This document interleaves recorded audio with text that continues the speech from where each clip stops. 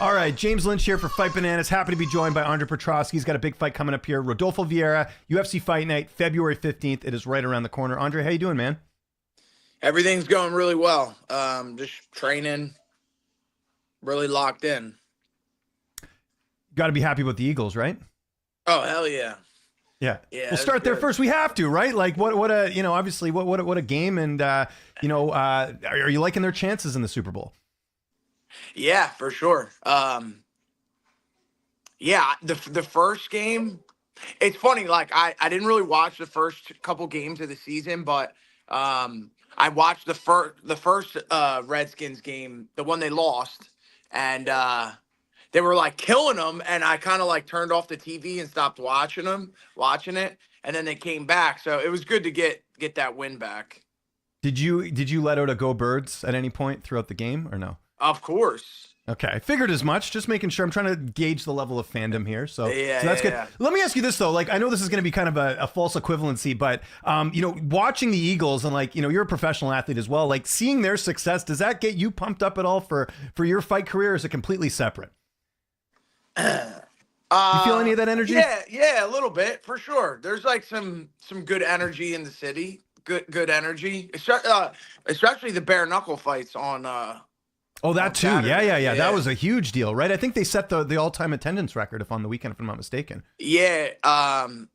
Feldman said they did better than when Mike Tyson fought there at the UFC. All combat sports.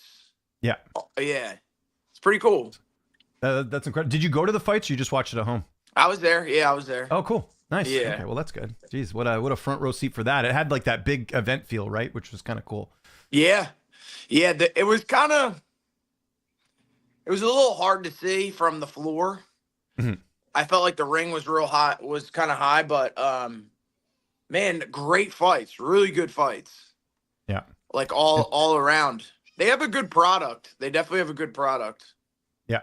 No, it's definitely catching storm. Obviously McGregor's involved. They had some pretty big names on this card too. So, and it worked out well that there was no UFC this past weekend, right? So I'm sure that got a lot of attention. I know there was PFL as well, but I know what a lot of people were doing on Saturday, and that was watching those fights. So that was kind of neat. Yeah, that helped. And a lot of people were in town for the Eagles this weekend. So, like a lot of people that came to watch the Eagles wanted something to do on Saturday night. Yeah. Yeah, it worked out. All the timing kind of worked out. Kind of like your fight. This kind of worked out, I think, right? You fighting Rodolfo February 15th. Tell me when you found out and how this all came together. I think it was like 6 weeks out. Okay. Oh, it was the night of my Fury match. Okay. Interesting. So you got a lot of notice then, yeah. Yeah. So I had 6 weeks. And I saw that they were booking March. So I was like, I'm just waiting for a call. So I was like, darn, I'm not going to fight till the end of March, maybe April. And I was kind of disappointed. And then they called with this, and I was like, oh, let's go. I was excited to get in there before I expected. Right amount of time off, or are you hoping to fight a bit sooner than this? Nah, I think it's perfect. I think it was perfect. Sort of what you wanted. That's good. Yeah. Obviously, it's kind of cool to fight a guy like him with his credentials in the jiu-jitsu world. I know you do a lot of grappling. Yeah, super. How are you looking at this fight though? Like just in the MMA style, because it's interesting. He has been submitted before, right? So. Yeah. It's like that's a good feather in your cap for sure. Yeah. Obviously, Anthony Hernandez submitted him. I mean, to say you submitted a 7-time jiu-jitsu world champion is a big deal. That carries some weight. Yeah, I put it up there with beating Mearshart. Like that was a good feather in my cap. The most submission wins in the division. It's on that level. Like it means something.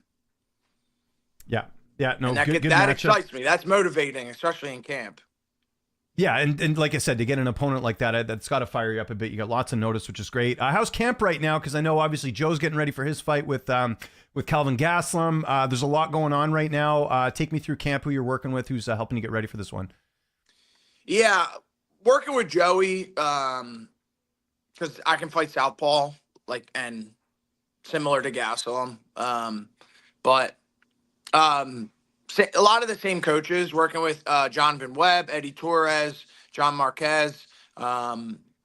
We got Dmitry Varetz, Okay. kickboxer from Belarus, has been coming down on Mondays to work to help with us. So yeah, it's a lot of the same guys, but some new faces as well. Dimitri's new, so Yeah. it's been good. Well, one of the great things about your gym is you get a lot of fighters coming out from out of town. Like, I know it's become kind of a hotbed. I know Neil Magny's come through. I know Randy Brown. Like, you guys get a good variety of bodies in the gym. Is that still the case, even in this year, in 2025? Yeah, so we've been getting more and more like Eastern European fighters. Nice. Okay. Good variety. Yeah. Yeah, we get a lot of like Ukraine, Uzbekistan, Tajikistan. We got this kid Samander. He's 11-0. He's the champ for LFA. Yeah. Yeah. I know him. Yeah, dude, they're killers, man. They are tough. So there's for every big name notable UFC fighter that at our gym, there's 2 or 3 Russians that are just working their ass off and don't have a big name yet. Yeah, and keeping you on your toes, I'm sure too, because they're obviously coming from different backgrounds too, which is nice, right? So you get that variety. And they all have some sort of grappling experience, some level of grappling. Yeah, which is great for your fight. Like I said, fighting a jiu-jitsu guy. Your corner, it's usually the same, right? But always got to ask anyways. Jonathan Webb, who's going to be in the cage with you? Yeah, so Jonathan is going to be in my corner again. He wasn't in the corner he was away for one. And but he's back in the corner for this one again. Okay.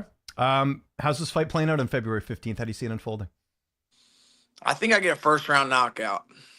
Okay, nice. Didn't even hesitate. So I know you've been thinking about that a lot. So we'll see see how that one goes. And again, that would be a nice feather in your cap. Lots going on in your division right now. I wanted to start first. We got obviously the big fight in your division this Saturday. We got Izzy and Nasruddin Imavov. Do you think Izzy can bounce back? Obviously, Imavov's off a nice couple wins, beat Brendan Allen. But in Adesanya, I thought performed quite well in that fight with Duplessis, but just got submitted in the end. How do you think that fight plays out on Saturday?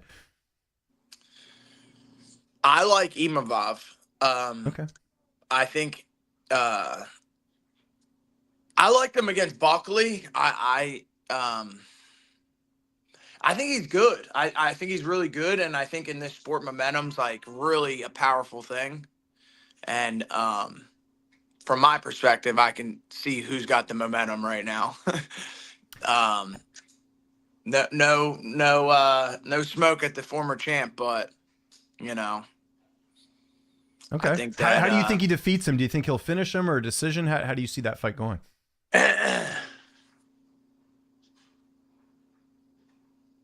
Nah, Adesanya's tough to finish, I think. Probably decision. Okay. And then obviously week after that, we got the middleweight title fight, the rematch, Duplessis and Strickland. How do you think that one goes? Because the last fight was really close. That was last January in Toronto.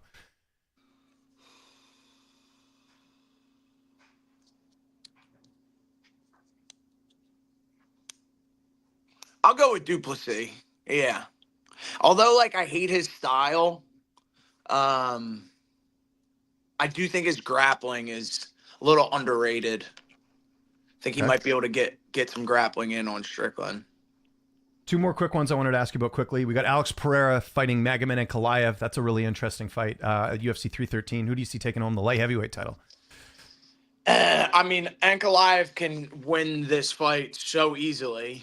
But I'm sure everyone's seen the interview where he talks about how he's going to knock him out. So that doesn't give me much hope. But if he just goes out and wrestles, I think he can beat Pereira relatively easily. Okay. Well, he doesn't really wrestle that much. I guess he has wrestling, but he does. It seemed like, for example, in the Rakic fight, I think he just stood and traded with him. But you're right. Like, if he decides to do that against Pereira, that's probably a terrible idea, right? Yeah. Yeah.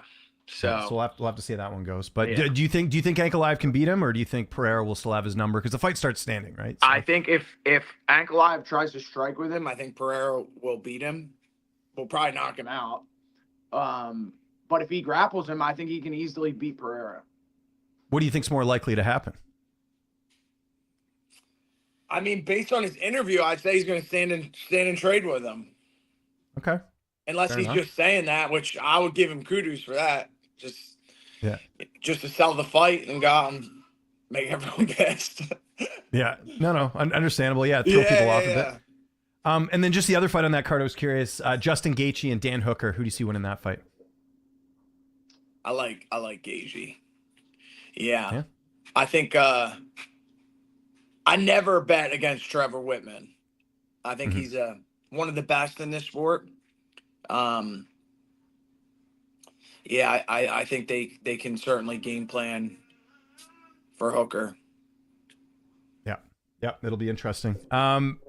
We talked about the middleweight title. It looks like Khamzat Chimaev will probably get the winner of that fight. How do you think he'll do? Because he really impressed people with that win over Robert Whittaker. You're basing this opinion? You think he's going to get a title fight? I think he is. Yeah, I think that's sort of the thinking there, is that he'll, because some people felt like he should have got the title shot just after beating Rob, but obviously DDP and Strickland have unfinished business. What I'm hearing is it seems like Chimaev will get the winner of that fight. What do you think of that? Hearing from who? Just I don't know, rumblings. UFC, they've kind of talked about it a little bit, like that Chimaev's like right up there, that he could potentially be fighting the winner. I think that unless he got a visa that I'm unaware of, I'd say that the likelihood of him fighting for a title before that is slim to none. What about if they did the title somewhere else, like in the Middle East, where he's allowed to fight, though? Nonetheless, the UFC has never had a UFC champion that can't get into the country, and I'd say that they're not going to break that. It seems unlikely that they're going to bend that for Chimaev. Although he is a huge star, so maybe not, but doesn't seem likely at this point. Yeah, you bring up a good point. I mean, we'll see, maybe with new president, I don't know, maybe they'll change some things with the visas and all that. I'm not sure, but I mean, there definitely is like other, I would assume the reason he can't get the visa is his relationship with Kadyrov. Right. Yeah. But Kadyrov does sponsor other UFC fighters that have gotten into the that are in the country. Yeah. That do get into the country. I don't know. I'm not. No. You bring up a very good point. Like if you're running a business, you would not want to have a champion who can't fight in certain areas of the world, right? No, it can't promote logistically him. Would be tough. Yeah. It was. They've never unless done all the fighters have to go to the Middle East, right? Because they could do that if they wanted to. Yeah, I just think that Then they do go there a lot, right? You've seen that over the years. Any type of promotional stuff, they got to send a team to the Middle East to record any promotional material for Chimaev. Yeah. Yeah. No, I know. I see what you're saying. Well, okay, let's pretend in a perfect world he is allowed to, come to the U.S. or whatever. Then we'll talk hypothetically, because you are right. You bring up a big hurdle. Easily. Yeah. Yeah. You think so? Anybody they put in front of him, yes. Okay. There you go.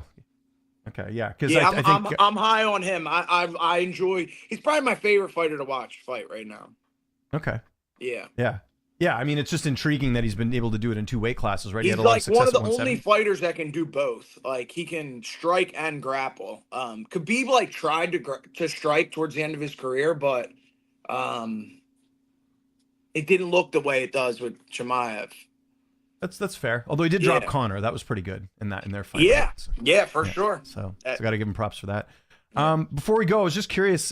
What's the latest with your contract? Do you have a couple fights left in your deal, or what's sort of the latest with that? I have one fight left after the Rodolfo fight. Okay, gotcha. So kind of good, good opportunity here. You go out there, let's say all goes well, like you predict, first round finish. You're going to the negotiating table with a first round finish. That's pretty Not good. Not only first round finish, but three wins in a row. That too, yes, of course. Can't ignore the win streak for sure. You've been on a roll, man. Like it's been fun to watch. Like especially with I know there's a few setbacks here and there, but overall, like last couple fights, it seems like you found your footing a lot, right? Yeah, for sure. Yeah, that's good. Yeah, I don't know. The Pereira fight was it was tough. The cards were certainly stacked against me. Super short notice, flew around the country, cut way too much weight, and just too much of a short period. But the Malkoun fight, man, I did everything right. I worked my ass off. I felt great. I was working. I was winning both rounds. Mm-hmm. So that was a much tougher pill to swallow. there's the Yeah. Malkoon loss. But we've learned a lot from the experience. It's the toughest sport in the world, man. Yeah. I mean, people got to realize that you can have the perfect night possible, and anything can happen in a fight, right? It's just, sometimes things don't go the way you want it to. Andre, thanks for doing this. It was great catching up with you, man. If there's anyone you want to thank before we get out of here, any sponsors, any social media you want to mention, I'll give you the last word. Yeah. All my coaches, everybody tune in, my sponsors, everyone that sponsored me for the Fury match. Yeah, thank you guys. Appreciate it. Cool. All right, man. We are done recording.